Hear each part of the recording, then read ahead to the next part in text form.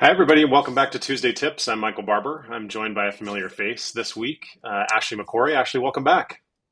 Hi, thanks, Michael. Good to be It's back. good to have you here again. As always, we're here every Tuesday around 1 o'clock Eastern, 10 a.m. Pacific, talking all things challenges for school leaders. And this week we have what I think would probably be a top of mind topic right now, given top of mind topic. That's an interesting turn of phrase. But a top of mind topic, I'm sure, as we are in back to school season, and that is enrollment marketing. And I wanted to ask Ashley to come in and talk about all things newsletters this week because it feels like we have been getting a lot of questions lately about crafting newsletters and email in general. And so I thought Ashley would be a good voice to bring back to the conversation and talk about how to create an engaging school newsletter for your students and your community and your constituents and advocates. So we're bringing Ashley back to have that conversation. But I thought I'd start us off with a just a warm up question, Ashley. You're around 30 plus school leaders talking about how enrollment is going for the back to school season. Would just love a sense of, hey, how's it going out there? What are you seeing? What's working for school leaders? What maybe isn't? Any lessons learned thus far?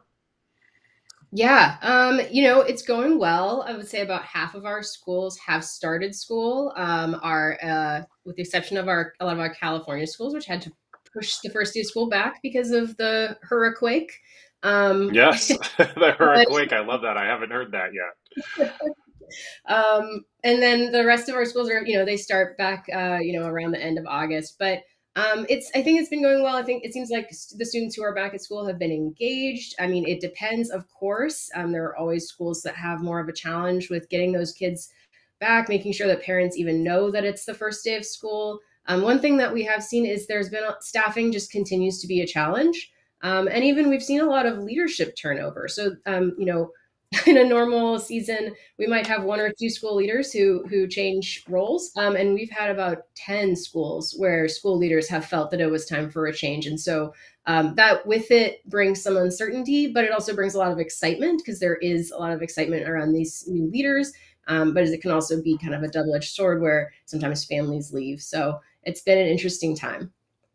Got it. So, not for the faint of heart, as usual, working in education continues that trend. And it feels like it is, probably that time if a school leader is going to step away after what is a few challenging years of pandemic related management, that this might be the time as things have certainly not calmed down, but feel like we're in a endemic period. So I can totally get that. But one way to turn this conversation back to topic of hand newsletters, one way that school leaders can build a relationship and a two-way communication with their parents and constituents and community advocates is certainly in the inbox.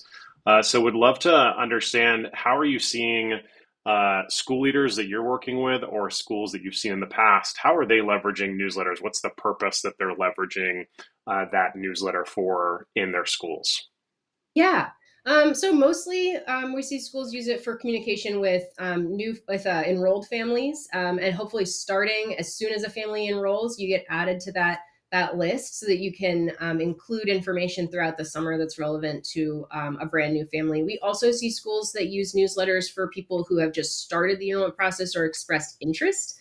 I can tell you that the rates at which people families engage with those newsletters is very different. So for an enrolled family, we'll see open rates. So that's just the percentage of people that open those newsletters of anywhere from 50 to 80% is typical for those newsletters. And when we have our audience segment that's just folks who have expressed interest, we see that a much lower, maybe more, sometimes more typical 5 to 10% open rate. So your families who are enrolled, though, they really want to hear from you and they're looking in their inboxes and they're, engaging with that content. So it's a really great tactic to stay top of mind.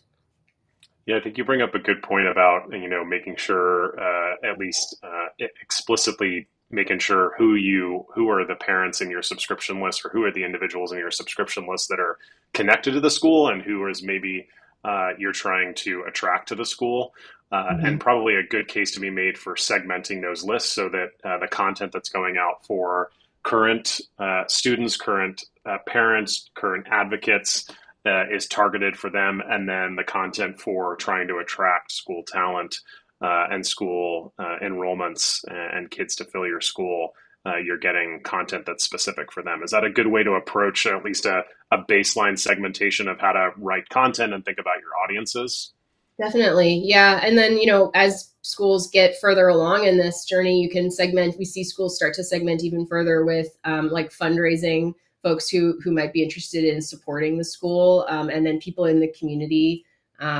We've seen credit recovery schools have newsletters for district and counselors where they get referrals for students. So there's opportunities as well to reach outside. But again, your biggest advocates, people who are going to hang on every word of your newsletter, are definitely your enrolled families. Yeah, so let's talk about those enrolled families segment. What are the types of things beyond, I think of the types of content that those families want to read about. I would assume it's stories about teachers, stories about some of your school leaders, it's events, it's stories about the students. What are you seeing school leaders leverage well for newsletter content for your enrolled families? Yeah, I mean, a message from the principal is always nice, especially if you have new leadership. Staffing spotlights are always great. We usually see schools start. I mean, you have to remember that, especially on mobile, you want to put the most important stuff that you really want people to know about at the very top because people may not read all the way through. So, any highlights, events, activities that you want people to know about, you would put those at the top. That's where you'd start. So we'll usually see, things like in the news or a science night or, photos are great. We want to include photos, and that can keep people reading and scrolling. Here's some photos from the recent field trip. A little student or staff spotlights are great. Any deadlines or important dates that people need to know about. And then, one thing that I love that some of our schools started doing, they would have a resources or a parents corner area of their newsletter, which had tips for like staying organized or how to prep for the first day back to school. And then we actually saw open rates start to increase a little bit when they added a students corner. So they would include like a little printable PDF or coloring page or something, kids corner. And the families really enjoyed that as well. So different sections, don't try to cram too much, and you can rotate out those different featured areas, each time you send. Yeah, such a good tip to make the thing that's most important for those enrolled families up front. Make it large, make it impactful so that you get across the thing that you really want to get across in that inbox.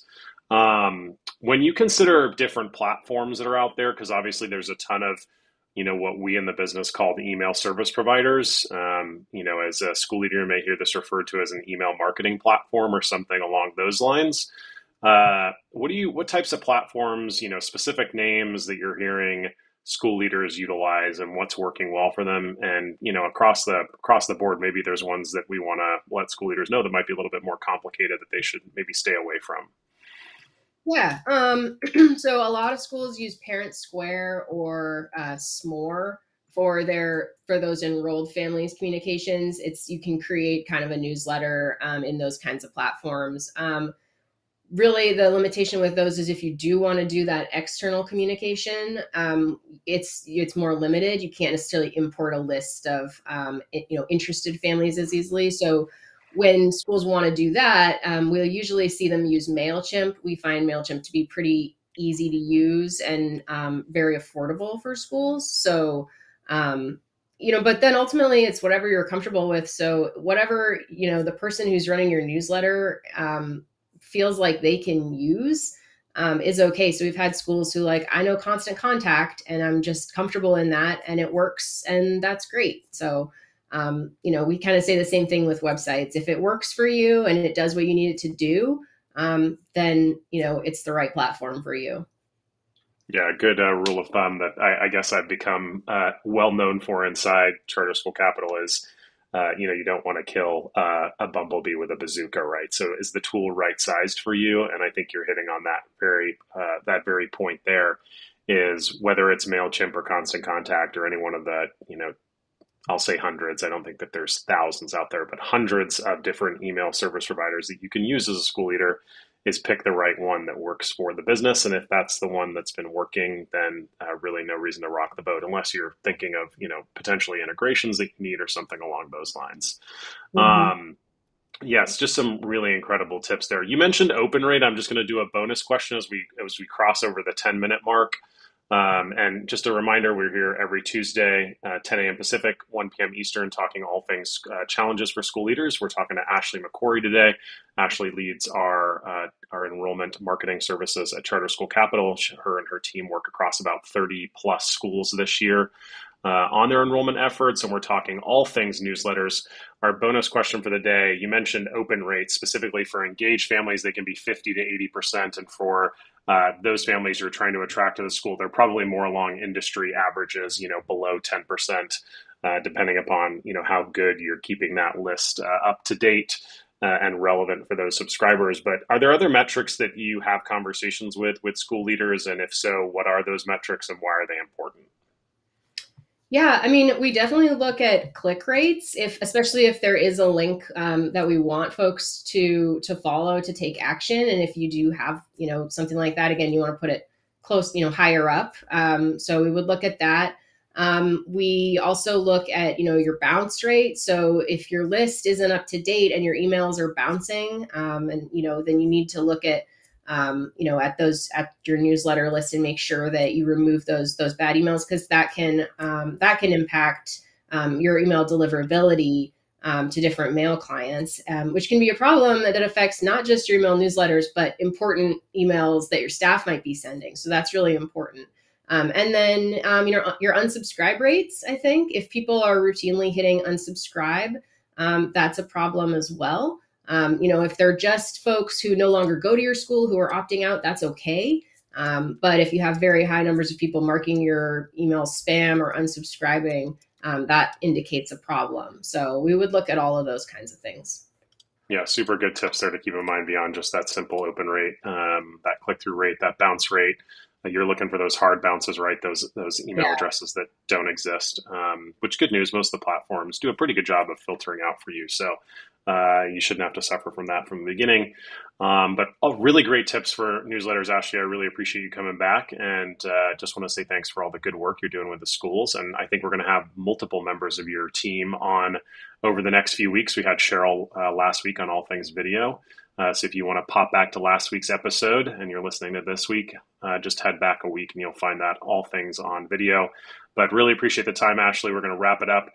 We actually did a blog post that debuted, I believe, yesterday or today on how to create an engaging school newsletter. I will pop that into the chat right now so that anyone that is listening can hop over to that blog post and take a read of some really great tips that have come from the team looking at different school newsletters and what's working and what's not.